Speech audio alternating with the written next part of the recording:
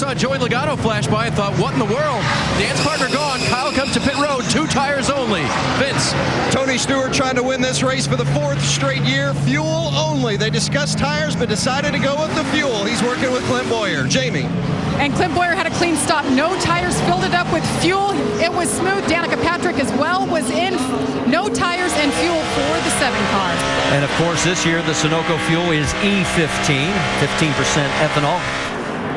Danica Patrick, we can tell you that she made her stop as well. And here comes the 20. Around that guy. Okay, turn it in. Leave it on me. Right side tires. And you're listening to Joey Logano talk to Adam Stevens on the radio. They had told Joey to come in the previous lap with teammate Kyle Busch. He didn't get on the pit road, and now right side tires, 1 can of fuel. He'll have to make it up on the racetrack. And see if he can get back out and team up again with his best dance partner, which has been his teammate Kyle Busch. Now the 52, Bobby Santos III, too fast, exiting. So a penalty for the 52. Meanwhile, there is Clint Boyer and his new date, the 18 of Kyle Busch.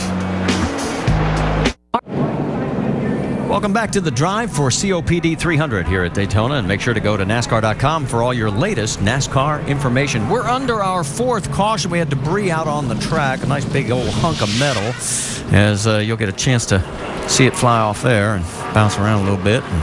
Luckily, nobody ran over it that we were able to see, but they were able to get it off the track. And for the 9th time in the last 11 races here in February, the caution has fallen within the last 20 laps. We have 18 to go.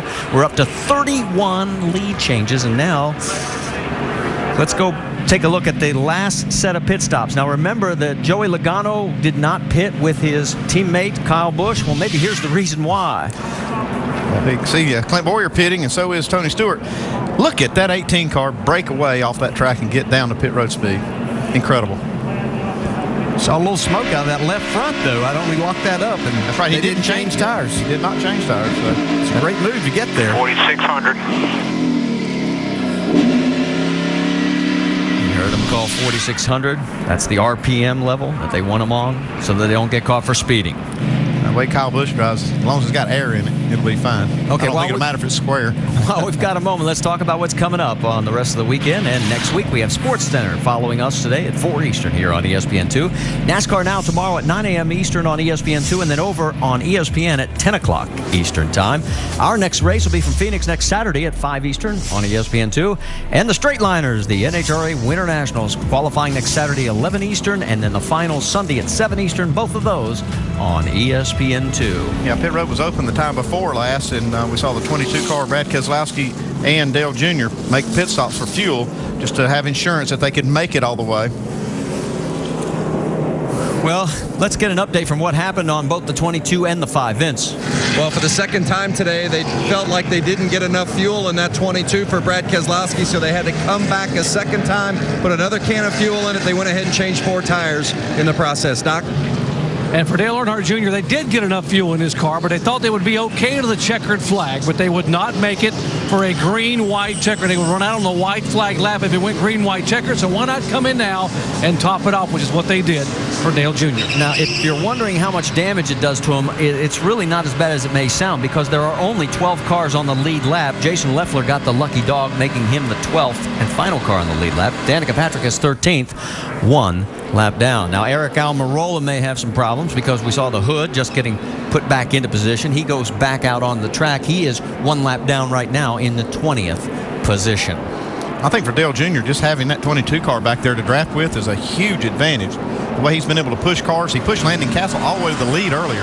Yeah, and you speak of Landon Castle, I like his position right here too, because as I look who's going to line up behind him, that's Michael Waltrip. As good as anybody here, he found a partner a while ago and really picked up a lot of speed. Landon Castle could be sitting in a good position. Well, and don't forget, Michael Waltrip led only the last lap in last night's truck race, picking up his first win ever in that series. There he is in the 99. And for young Landon Castle, this is his first Nationwide Series start here at Daytona. And remember, he was involved in that 3-car incident back on lap 15 that brought out the very first of our 4 cautions. Yeah, and that 1 car is no stranger to victory lane here either. The last time this car started on the outside pole was 1999 and went to victory lane with Randy LaJoie. Maybe Landon Castle can do it today. All right, let's reset it for you because Kyle Busch has taken the inside line. DJ, I think you said you picked the outside? Well, no, but he's got his teammate lined up behind him now. So until I saw what all was going to shake out there, that's exactly where he wants to be. He knows he's got his partner right with him. On the outside, it's Boyer with Landon Castle right behind him. We're back to green flag racing here at Daytona.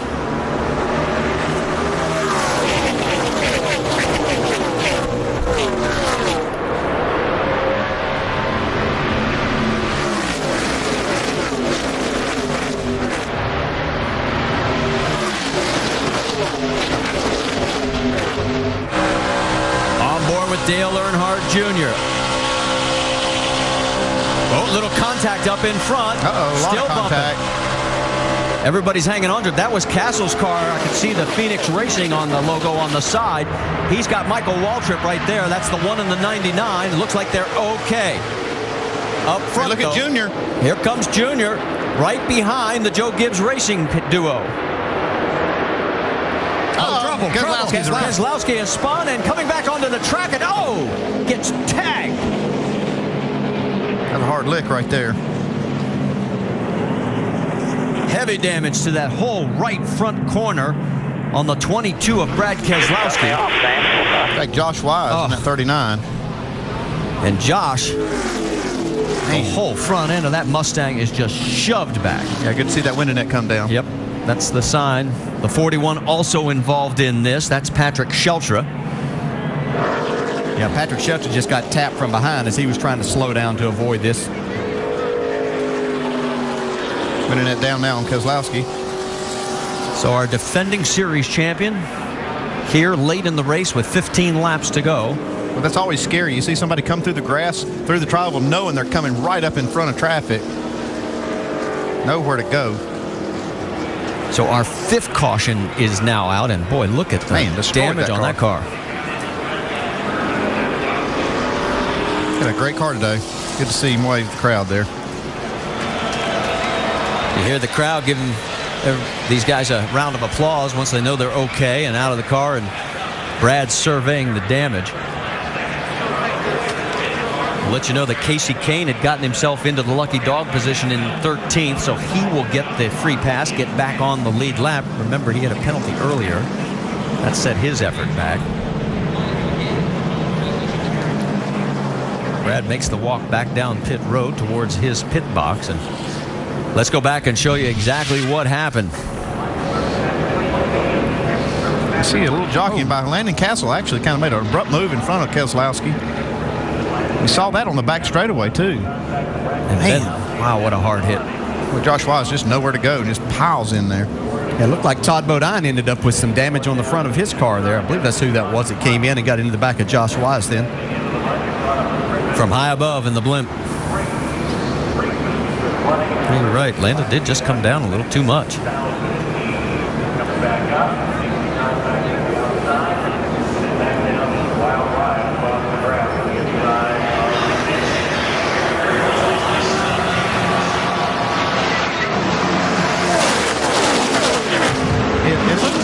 Right there, Castle was thinking maybe he was clear, trying to get in front of Keselowski. I was going to ask you, do you think he was maybe coming in to get back in line because they had worked together earlier? Boy, when he comes shooting back up across the track. Man, see all that foam flying out the door there. All right, let's go back and listen one more time. Check up. Stay where you're at right there. Watch your ass. You're clear up. Oh. One more look.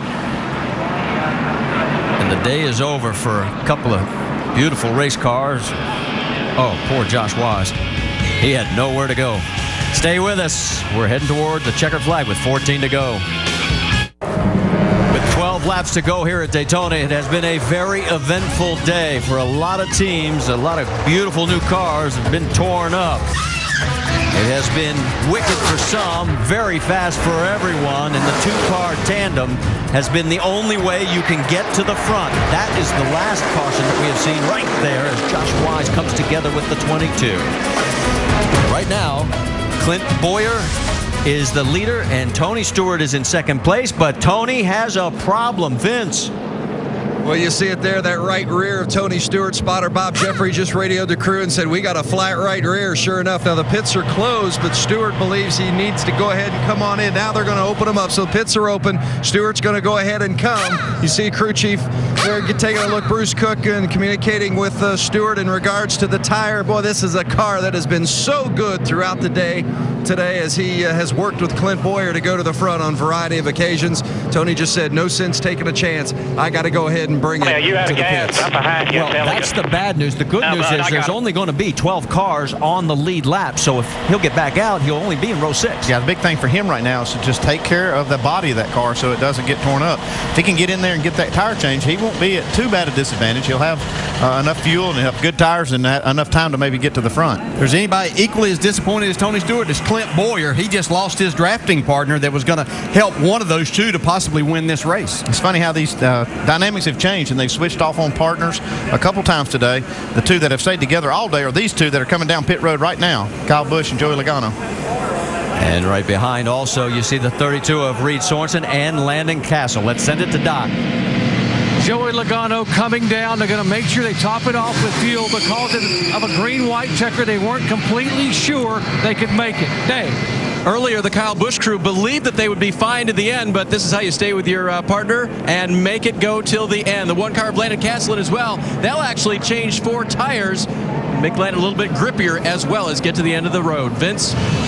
Well, the 32 of Reed Sorensen is going to go ahead and come as well. You see him pulling off there. They went ahead and made a 4-tire change, added a little fuel on it as well, just to make sure he didn't run over any debris. There's the crew of Tony Stewart. Now, this is his Cup crew, so certainly well-versed in handling this situation. Bruce Cook, the crew chief, you hear him there just saying, make sure to take your time. Make sure you get the grill clean. There's the leftovers of that right rear tire that had gone flat, but they want to make sure that there's no significant body damage on the right side. We went ahead and take care of that left side tires as well. Tear off, comes off. Tony eases it back out onto the track, and as we said, he'll restart no worse than 12th. Yeah, make sure he can see all that's going to happen in front of him. It's going to be big. Okay, while we were in commercial break, let's go ahead and catch up. We take this interview with Brad Keselowski and send it to Jamie Little. And we just caught up with Brad Keselowski, who told us he is okay, Brad, but what happened from your perspective? Well, I've been working with Landon Castle, and we had moved all the way through the pack and caught the leaders, and you know, I came in and pit. I wanted to make sure we could make it on fuel, and I think that was the right move. We got right back to Landon, and I was going to work with Trevor Bayne, and I kind of had audibled from working with Landon. I don't know, maybe Landon didn't get the message, but he pulled down in front of me while somebody was pushing, and you can't stop, and so we just ran into each other, and it's a tough place to run into each other on the front stretch at Daytona. There's nothing you can really do, but you know, I'm just impressed by my guys. You know, this is kind of a new team, and again, and our Discount Tire Dodge Challenger was extremely fast. I feel like we had a car that could definitely win this race, and I guess it just wasn't meant to be. Glad you're okay. Brad Keselowski ends his streak of 102 straight races where he finished at the end. They will take him to the medical center now.